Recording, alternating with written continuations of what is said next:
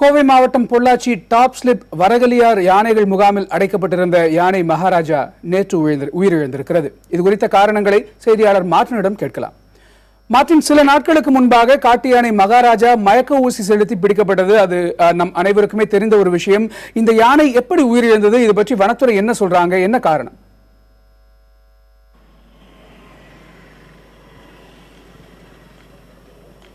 நேற்று அங்கே இருக்கக்கூடிய அதை கிரால் என்று சொல்லக்கூடிய இந்த பிடிக்கப்படும் காட்டு யானைகள் அடைத்து வைக்கக்கூடிய கூண்டு அது. அதிலே கிட்டத்தட்ட அந்த யானை நகர முடியாத அளவிற்கு தான் அது அடைக்கப்பட்டிருக்கும். அந்த கூண்டிலே நின்றிருந்த யானை பிற்பகலிலே அது சற்று மயக்கமான நிலையில் இருப்பதை அங்கே இருக்கக்கூடிய வன காவலர்கள் மற்றும் அங்கே இருக்கக்கூடிய யானை பாகன்கள் பார்த்திருக்கிறார்கள். இது தொடர்பாக டாப் ஸ்லிப்பில் இருக்கக்கூடிய வன உயிரின மருத்துவ குழு டாப் ஸ்லிப்பில் தங்கி இருந்திருக்கிறார்கள். அவர்களுக்கு தகவல் தெரிவிக்கப்பட்டிருக்கிறது. உடனடியாக, அதாவது கிட்டத்தட்ட ஒரு 3 மணி நேரம் தாமதமாகத்தான் வன உயிரின மருத்துவ குழு அந்த பகுதிக்கு சென்றிருக்கிறது. வரகலையார் யானைகள் முகாமிலே அடைக்கப்பட்டிருந்த அந்த பிடிப்பட்ட ஒற்றை யானை நிலையை சென்று பார்த்தபோது அதன் உயிர் அந்த யானையிடம் இல்லை, அது உயிர் பிரிந்திருந்தது. இதுதான் முதற்கட்ட தகவலாக நேற்று நான் பதிவு செய்திருந்தோம்.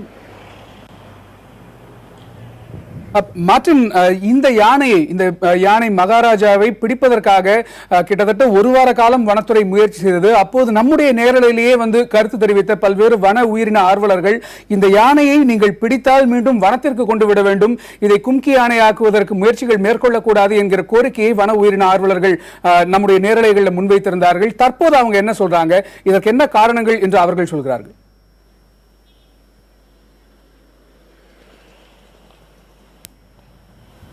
அன்றே நாங்கள் குறிப்பிட்டோம், இந்த காட்டு யானையை இதை பிடித்துக்கொண்டு உங்களால் வளர்க்க முடியாது என நாங்கள் எச்சரித்திருந்தோம்.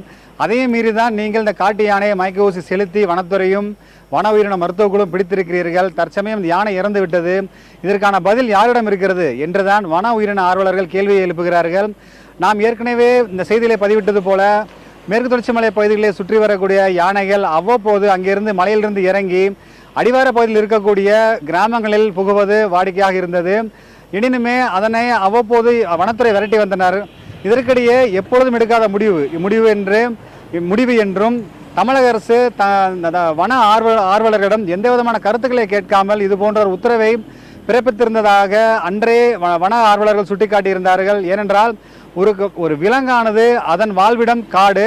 ஆனால் இந்த யானைகள் போன்ற வனவிலங்குகள் வாழக்கூடிய வனப்பகுதியை மக்கள் நெருங்கி வாழ தொடங்கிவிட்டார்கள். இதுதான் இந்த பிரச்சனைக்கு காரணம். எனவே விலங்குகள் வாழக்கூடிய பகுதிகளிலே அதன் வாழ்வாதாரத்தை பாதுகாக்கும் நடவடிக்கை தமிழக அரசு எடுக்க வேண்டும். அதற்கு மாறாக யானைகளை பிடித்து கொண்டு செல்வது என்பது இயலாத காரியம் என்று அன்றைக்கே எச்சரித்திருந்தார்கள். அந்த எச்சரிக்கையை மீறி தற்போது இது போன்ற ஒரு துயர சம்பவம் நடைபெற்றிருக்கிறது.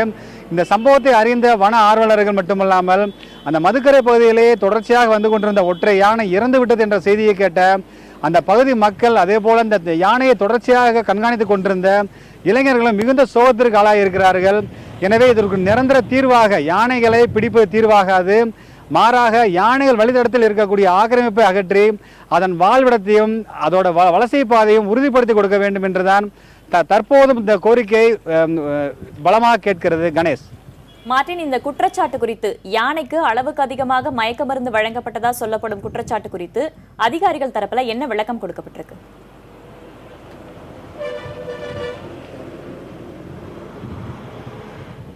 கோவை மாவட்டத்தில் இதுபோல ஒரு காட்டு விலங்கிற்கு, காட்டு யானைக்கு மயக்க மருந்து செலுத்தி பிடிப்பது என்பது 2வது முறை. முதல் முறையாக கடந்த 2008ஆம் ஆண்டு தடாகம் அருகே சுற்றித் திரிந்த செங்கல் காலவாசல் பகுதியில் சுற்றித் திரிந்த ஒரு காட்டு யானை பொதுமக்களை அச்சுறுத்துவதாக கூறி வனத்துறையினர் அதனை பின்தொடர்ந்தார்கள். அதேபோல வன உயிரின மருத்துவ குழுவும் கூட இருந்தார்கள்.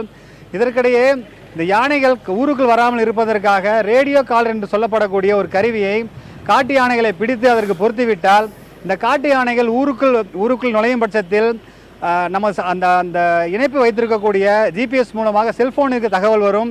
இதனை வைத்து உடனடியாக பொதுமக்களுக்கு பாதுகாப்பு விதமாக அங்கே வனத்துறை செயல்படுவார்கள் என்ற கருத்தை கொண்டுதான் இந்த ரேடியோ காலர் காட்டு யானைக்கு பொருத்தும் பணியை 2008 தொடங்கினார்கள். அன்றும் இதே மருத்துவர் டாக்டர் மனோகரன் தான் மருத்துவராக இருந்தார். அன்றைய தினத்திலே இதே போல கீட்டமைன் என்று சொல்லக்கூடிய ஒரு மருந்து பொருள் தான் யானையை அதாவது மயக்கமடைய செய்யக்கூடிய நிலையை கொண்டு செல்லக்கூடிய ஒரு மருந்து துப்பாக்கிகளை வைத்து செலுத்தப்படும். அப்பொழுது அந்த யானை அதிகமாக ஒரு யானைக்கு இது போன்ற மருந்து செலுத்த வேண்டுமென்றால் அந்த யானையின் உயரம் எடையை பொறுத்து தான் இது செலுத்தப்பட வேண்டும். அன்றே அந்த யானை இறந்தது. இது இரண்டாவது முயற்சி. இந்த யானையை பிடிக்க மேற்கொண்ட முயற்சியில் அதிகமாக, அதாவது ஒன்றுக்கு மேற்பட்ட முறை அதற்கு அந்த கீட்டம் என்று சொல்லக்கூடிய மயக்க மருந்து செலுத்தியதாக கூறப்படுகிறது. இந்த மயக்க மருந்து செலுத்தியது மட்டுமில்லாமல் இந்த யானையை பிடிப்பதற்காக எடுக்கப்பட்ட அனைத்து முயற்சிகளுமே முழுவதுமாக வீடியோவில் ஆவணப்படுத்தப்பட்டிருக்கிறது. வனவீரன் ஆர்வலர் தற்சமயம் அங்கே இருக்கக்கூடிய முகாமிலே இந்த இறந்து போன காட்டு யானைக்கு அதாவது பிரேத பரிசோதனை நடத்தப்பட்டு கொண்டிருப்பதாகவும் இப்பொழுது அங்கிருந்து வரக்கூடிய தகவல்கள் தெரிவிக்கின்றன. கணேஷ்.